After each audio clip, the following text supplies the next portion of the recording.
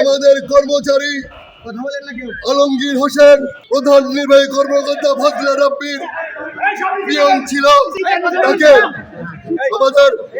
আমাদের 9টা থেকে 10টা পর্যন্ত অফিস করার কথা।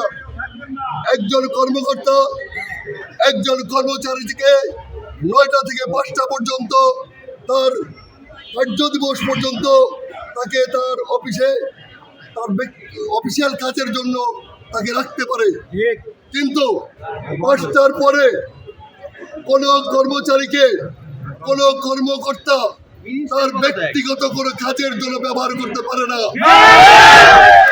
আপনারা সকলে জানেন বাংলাদেশে একটা আইন রয়েছে, জেনেছেন, আমিও ওভাবেই জেনেছি।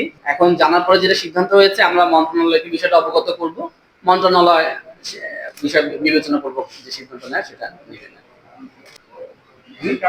আমরা অবগত করে মন্ত্রণালয়কে জানাবো। আপাতত অফিস তার আক্রমণ, যেহেতু অফিসের পরিবেশ যেভাবে ভালো থাকে।